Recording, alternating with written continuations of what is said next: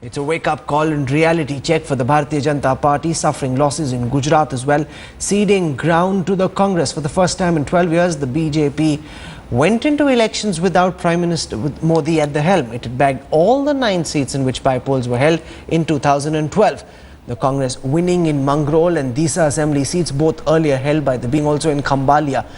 This is the first major election after the Lok Sabha polls, which saw the Modi wave helping the BJP storm to power. The BJP's Ranjan Bhatt has bagged the Lok Sabha seat of Vadodara, the BJP cancelling its victory procession in view of the massive floods in Jammu and Kashmir.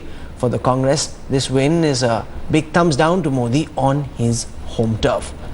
The second big victory of the day is from Rajasthan, where the BJP was hoping to keep its assembly composition intact, but this is not going to happen. If you're looking at the leads coming in from the state, the Congress has assumed a solid lead in 3 of the 4 assembly seats which were earlier held by the BJP. The Lok Sabha election results saw the BJP wiping out the Congress in Rajasthan, and this result comes as a glimmer of hope for the state Congress President Sachin Pilot, who hopes to capitalize on this momentum and build on it over the next 4 years. The biggest story of the day, however, comes from Uttar Pradesh, where the BJP appears to have grossly miscalculated its strategy. Of the 11 assembly seats previously held by the BJP and its ally, the Apna Dal, the party is trailing in 8. The Samajwadi Party chief, who saw this as a battle for prestige, is leading in 8 seats that went to elections. लेकिन हम आभार प्रकटेंगे जनता का कि जनता ने ऐसे वक्त पे समाजवादियों की मदद की है और जिस रास्ते पे समाजवादी पार्टी उत्तर प्रदेश को ले जाना चाहती है और पहले दिन से समाजवादी पार्टी ने कोशिश की है कि विकास और खुशहाली का रास्ता अपनाएं और लगातार उस दिशा में समाजवादी पार्टी ने काम किया है और जनता के बीच में मैं आपको विश्वास दिला सकता हूं कि ये परिणाम आने के बाद समाजवादी पार्टी पूरी जिम्मेदारी से विकास और खुशहाली के रास्ते को आगे बढ़ाने का काम समाजवादी पार्टी करेगी. Out of the 11 seats where elections were held, a majority had a Muslim electorate of 25% or more. The BSP abstaining from these elections in all probability ensured that Muslim vote was not fractured and went instead to the Samajwadi Party in large majority. We still need to ascertain the way the Dalit vote went and to what extent the BJP was able to make inroads into the Dalit vote bank. The Samajwadi Party clearly relieved, but what's the message the voters of Uttar Pradesh are sending? And I want to introduce our crack panel once more, Rajdeep Sardesai, Dr. Ashok Lahiri and Javed Ansari. I'll start with Rajdeep. Why do you believe in Uttar Pradesh has the BJP suffered such big reverses? Look, I think there are 2 or 3 factors. I think what's very clear at the moment is that the manner in which a by-election is fought is very different to a general election. I don't think Narendra Modi is a factor in a by-election. You fight it on local factors. Number 2, I believe with the absence of the BSP, the demographics of an election changed. Because the vote which was being split, the anti-BJP vote which was being split during the general elections got a little more consolidated around the Samajwadi Party this time. They were seen in the best position to defeat the BJP. I also do believe that the BJP has consistently organizationally weakened in Uttar Pradesh. During the general elections, there was a sense among the RSS and the BJP do or die battle. I don't think this was seen by them as a do or die battle. A certain sense of complacency almost had set in. And yes, to an extent, if you are seen to project what the likes of Adityanath, it's bound to have a backlash, because then you are seen to be moving back to the politics of the 1990s. So I think these were 3 or 4 factors that have worked on the ground, which have prevented the BJP from replicating what they did so successfully in May, in the month of September. But let's not call it, when I hear congressmen saying that, this is a mandate against Narendra Modi, I think that's a bit excessive. I think what it is a wake-up call for the BJP. The BJP is going to have to do some kind of course correction. They cannot persist in believing that Narendra Modi is some magician who across the country, simply by uttering his name, you will win an election. Indian voters can't be taken for granted. Javed, in the Lok Sabha elections, we saw the Muslim vote get split between the Congress, the SP and the BSP. This time, the BSP abstaining. Did that play a big factor, given that in most of these seats, Muslims are dominant players? Yes, that did play a factor, but that was not the only factor. And you cannot win an election or a seat just on the vote of the minority community. It has to be a combination. And I think the point that Rajdeep was making, you know, this divisive campaign, projecting the likes of Adityanath and Sakshi Maharaj as the face of that campaign, that has put off a lot of people, not just Muslims, but all right-thinking people appear to have, you know, this leaves a very sour taste in the mouth. People may have been fed up with Akhilesh's former government, but they didn't want to substitute that with this kind of communal madness, and that's the price that BJP has paid. To what extent was love jihad a factor? Is there any way of knowing whether that turned people away, or is it just simple electoral arithmetic with the BSP staying away, people consolidating around the SP and the anti-BJP vote not getting split up?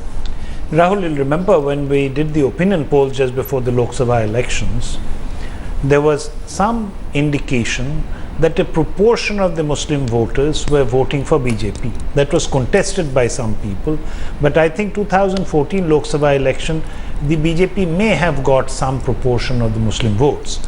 The question is, this time in the Vidhan Sabha elections, I don't know whether some opinion poll or survey results will come out, whether they have actually got polarized, because rightly or wrongly, fear is there, and this issue has not been, to say in a very understatement, is not popular with the Muslims, the minority community.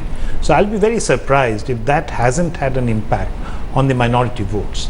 And not only minority votes, but Javed said, I think you don't have a secular country only because Muslims want a secular country. There is a section of the Hindu population also who believe in that.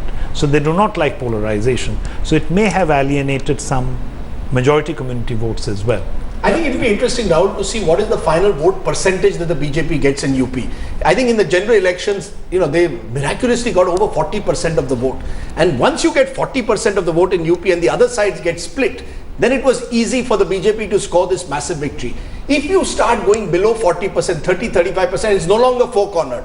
In the sense the BSP is not there, the Congress vote starts shrinking, then the BJP is in a more difficult position. Then it becomes much more of a level playing field. Let's be clear, parties like the Samajwadi Party and the BSP don't lose a core vote. They still get that 20-25% of the vote. Now that vote is more competitive when it becomes a more polarized election. Now whether it was because of love jihad or simply the arithmetic of this election, I think that's what will have to be tested. And the fact that the SP has a far more active organizational network out on the ground in Uttar Pradesh, unlike the BJP, which went out thanks to RSS cadre, BJP workers transported from different parts of the country trying to mobilize voters. The moment they've gone back to Gujarat or wherever else they came from, or the RSS is not as active, it shows the limitations of the BJP's state machinery in Uttar Pradesh. Vivek Bansal represents the Congress party. What is the Congress making of this face-off? While it's good news for you from the perspective that the BJP is doing badly, it's actually the SP that's registering all the gains, leaving the Congress as a has-been player.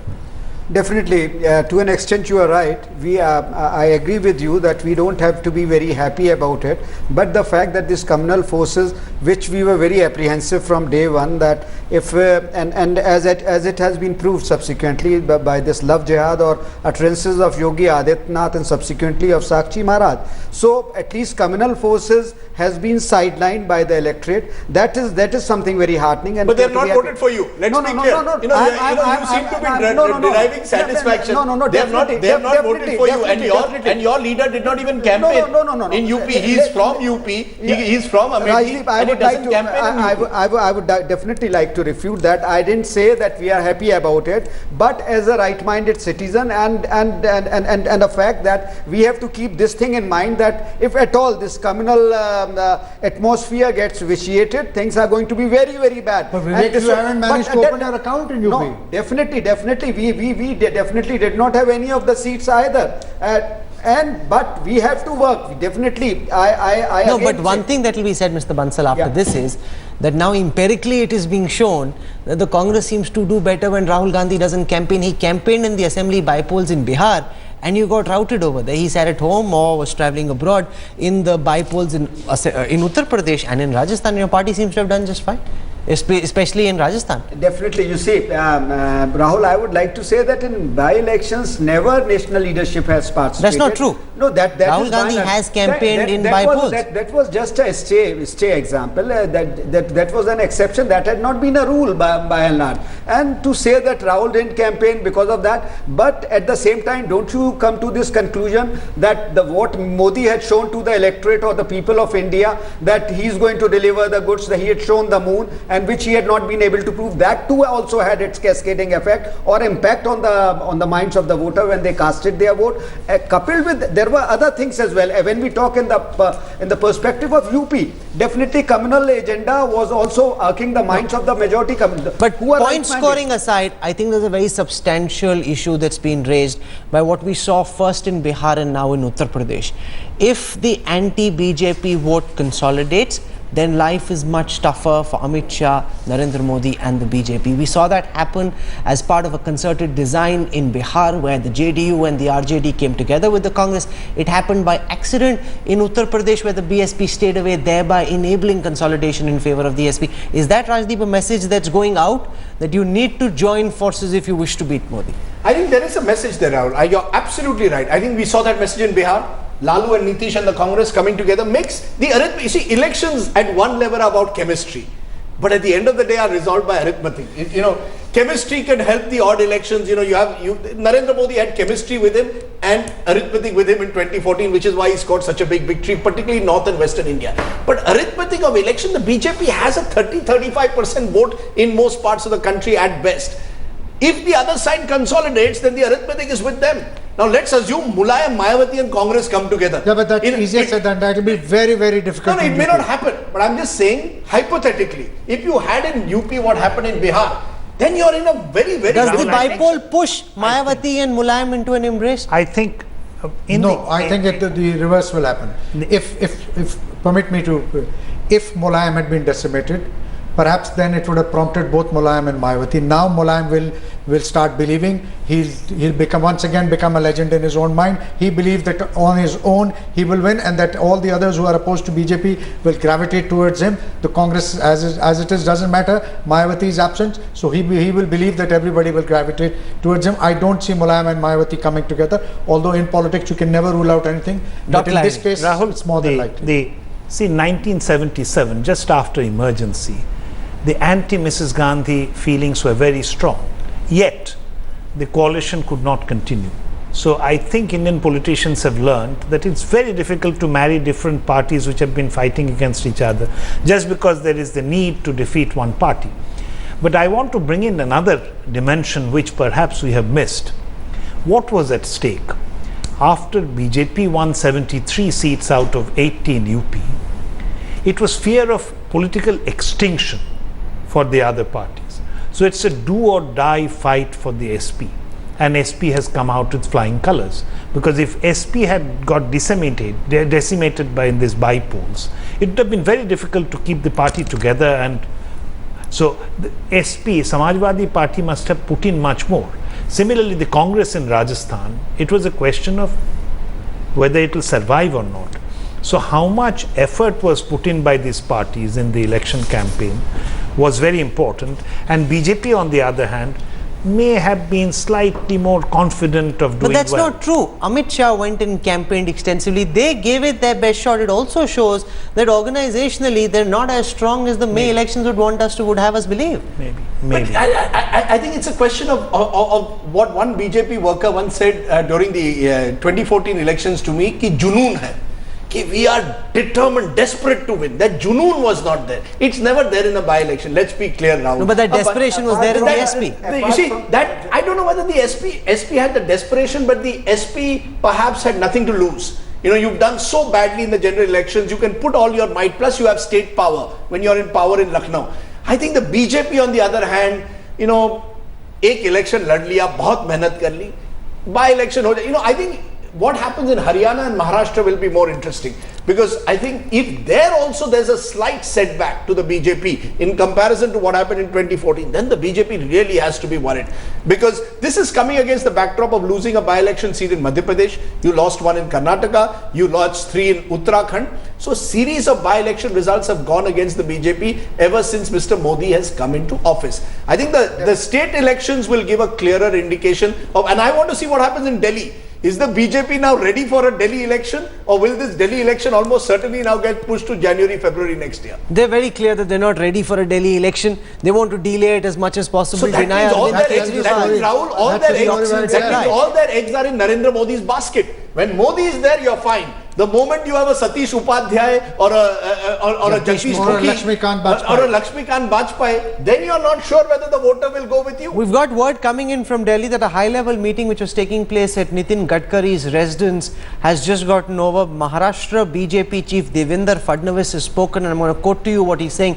This is crucial because the Shiv Sena, mind you, is looking at the Uttar Pradesh results very carefully. The BJP is demanding more than its pound of flesh in the seat-sharing alliance that is currently deadlocked. This is what the BJP state unit chief is saying. We discussed the situation in Maharashtra about how we could take our alliance forward. We are asking for redistribution of seats, which we believe will be beneficial to our alliance.